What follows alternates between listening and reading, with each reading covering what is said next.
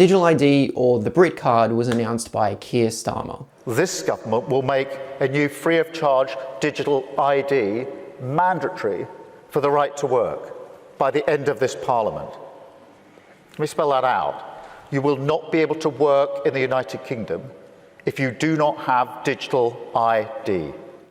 Its intention apparently is to stop illegal workers, but we know this is a bait and switch tactic. They're just using this as an excuse to get digital ID into the system. We already know that illegals are working in the UK. The Sun has done a recent article and video where they show them pretending to be an illegal immigrant and renting an Uber Eats app so that they can go and do Uber Eats as a job.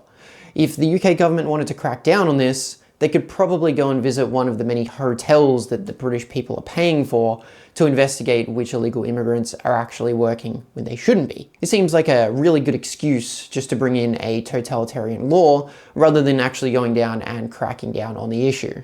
This single digital ID policy could nuke the entire Labour Party's next election. This conspiracy theory has once again come true about digital ID. The British have pushed back at the time of recording and reached almost 3 million signatures in a petition against digital ID. It currently ranks as the 4th most signed petition in British history. What irks me the most is that Keir Starmer is absolutely gaslighting the British public and even the world with some of his speeches. He's now advocating for the waving of flags. So let's fly all our flags, conference. They belong to all of us, and we will never surrender them. Let us unite our country behind them. After treating the British so poorly on immigration issues, crime, the British heritage, the British police were recently stopping and searching people for having British flags. Okay, so did you come up to me an hour and go, what's going on here then, boys? You got anything planned for this evening? Anything? Did you? Did you say that to me? And now Keir has the gall to go and tell people to raise them. Even if Starmer wasn't the one advocating specifically or outright for the taking down of British flags, he's still complicit. The police enact the behaviour of their politicians. We saw during COVID, particularly in Australia, that the policies carried out are carried out based on the whims of the politicians and not the people. This comes in the form of violence, oppression, and lots of other things. We'll make a COVID video another time. Just at the intersection of Victoria and Lygon Streets, where an enormous amount of police are now gathering. It feels like the World Economic Forum and the United Nations speeches that have been happening over the last 10 years that we've dismissed as conspiracy theories are happening in all of the important Western countries, like Britain, Canada, Australia, and even some of the European countries. People are feeling more and more like we don't have agency, like the politicians in our countries don't actually serve us. And the policies are coming from the top down rather than from the bottom up, from the people. This video is a great explanation surrounding the current government and how a lot of people feel the system is working. The people in charge are sinking their own nations while vying for a seat on some international committee. Modern governance is a career ladder. Politicians and bureaucrats don't serve the people, they serve their own ambitions. Global institutions like the UN, WHO, and WEF aren't just advisory bodies to these climbers, they're the next job. That's why Western policies all look the same, because they're not written for the nation, they're written for the resume. We are far past this being a conspiracy theory.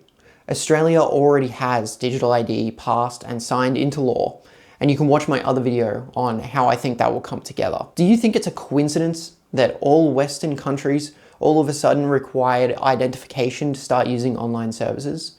This is another bait and switch tactic.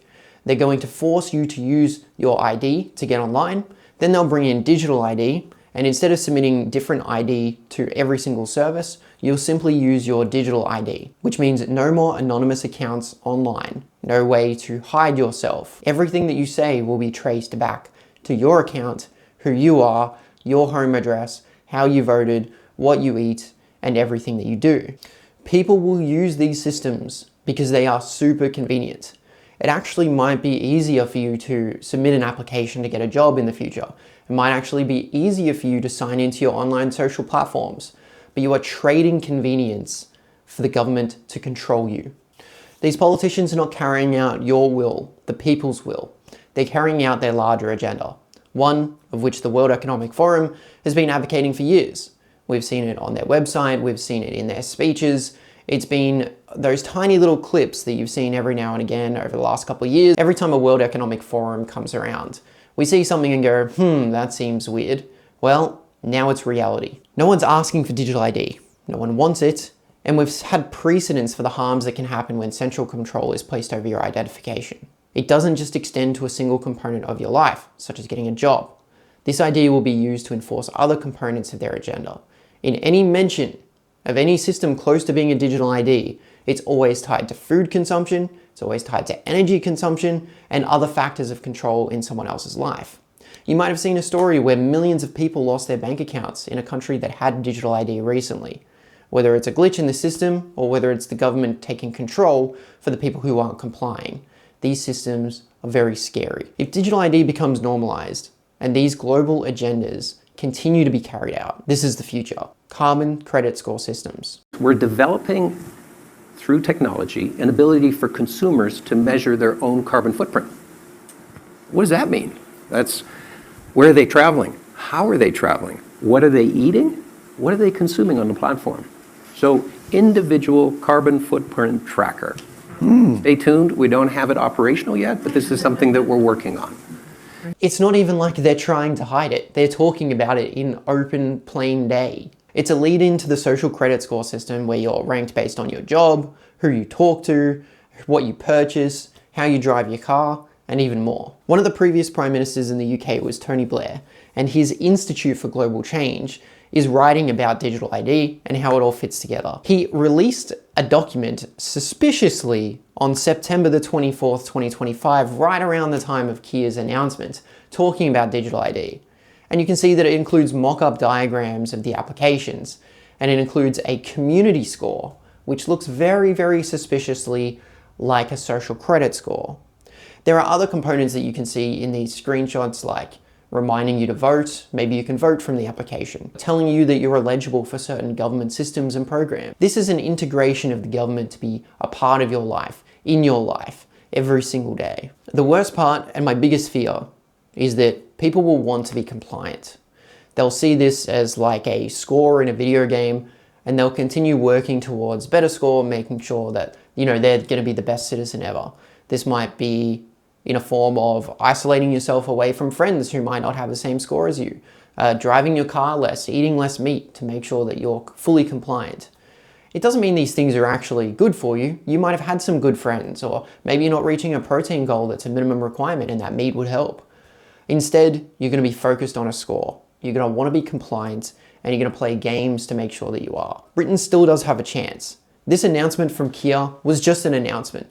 This is something that they want to do by the end of their term, which I believe is 2029, right before their 2030 agenda hits. This means that the British have a chance to stop this from becoming law. All eyes are going to be on the politicians to vote for this. This could change the entire structure of the UK when people are getting arrested for Facebook posts or posting letters on the internet in comments and forums. This would be just another thing that the UK in their current climate really should avoid. Thank you for watching this video. If you liked it, please subscribe, leave a comment. I'd love to know what you think. Have a great day.